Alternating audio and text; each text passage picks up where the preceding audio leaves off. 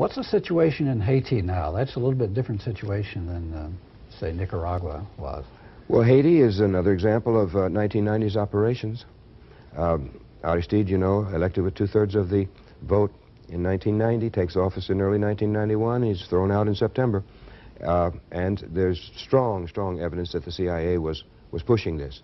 Because Aristide is not the sort of man they are comfortable dealing with, you know. No, he wants to elevate the level of the common people, ordinary people, just like in Nicaragua. Exactly. He comes from liberation theology, and that's always made the United States quite nervous. Yes. Because in 1968 at the Medellin Bishops' Conference, you know, they made this what they called a preferential option for the poor. And that was a historical turning point for the Catholic Church in Latin America. I mean, they'd already been doing very good things, certain people, you know, some of the Jesuits, some of the others, and also doing awful things, like in the past, associating themselves with the oligarchies and so forth. But 68, and this decision by the Bishops' Conference was really a major event.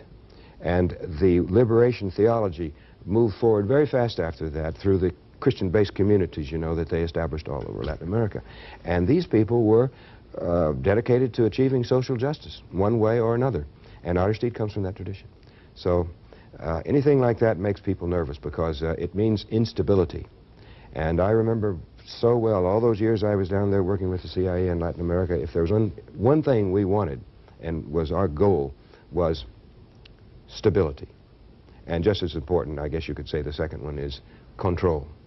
And that's not possible when you get a movement which is clamoring for reform. And Aristide was trying to help the poor of Haiti and reorganize the society. That was his program, along the lines of social justice and so forth.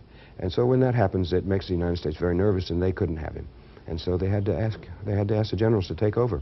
And not only did they ask them to take over, but there's any number of reports, and I believe them, that the CIA was paying these generals running the military dictatorship over that 3-year period that killed 4,000 or 5,000 people.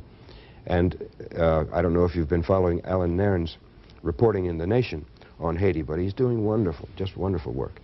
He broke the story that Emmanuel Toto Constant, who had been teaching on liberation theology in the National Intelligence Service, known as SIN, which the CIA established in 86 or 87 as a national service to be used against the narcotics trade coming through Haiti and the Caribbean and that area,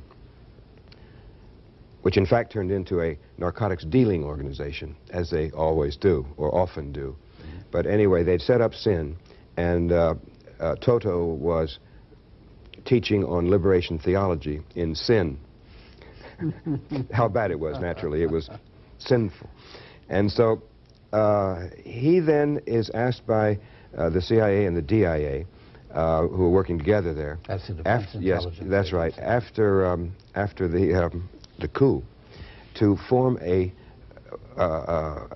let's say, a militant action force to balance the forces of Lavalas.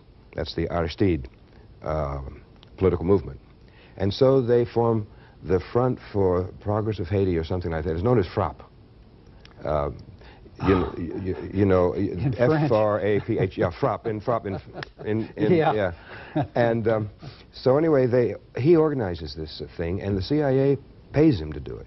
And he's on payroll, they're paying the expenses, and meanwhile these people are killing thousands of Haitians, all on Aristide's side, naturally. And it was just as dirty as you can imagine. And there we were behind this. And this is covert action of the 1990s. I mean, it's not like rigging an election or something. It's worse than that in terms of human cost. And all this has come out thanks to the digging of Alan Nairn and the publication of his findings in The Nation magazine.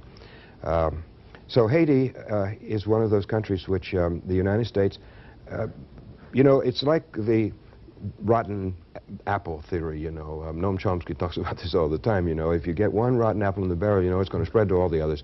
And so that's why they can't even allow a Haiti, as miserable as the country is, terrible, to reorganize for social justice. It's just, well, another eternal shame on the United States, I guess. But now that Aristide is back in, they're probably doing everything they can to defeat his forces, and it's not working, because in the elections that just were held, his party or his organization won the parliament going away. They are in control of parliament now, and there will be a presidential election coming up, perhaps. Nobody seems to know, because there's a possibility that he might take his extra 3 years, you know, and stay on. So the decision hasn't been made yet. But I think the CIA is going to stay in there in Haiti. They're going to stay in Mexico. They're going to do what they always did. Communism never really was the problem, you know. No. It was never the problem in Cuba. It did become a problem when the United States, the Eisenhower administration, decided to overthrow the revolution and turn the clock back to the Batista days. It did become a problem because then the Soviets got in there, they got a base, and they got troops and missile crisis and all that. But that was in reaction. That was all in reaction to the United States' aggression towards Cuba. And our installing missiles all over the world aimed at the Soviet Union. So I think that in the 1990s and beyond, we are going to see a lot more of this stuff that we've known in the past. And one of the main reasons is that the United States is imposing this so-called neoliberal economic project. And that is also goes under different names like free market and so forth.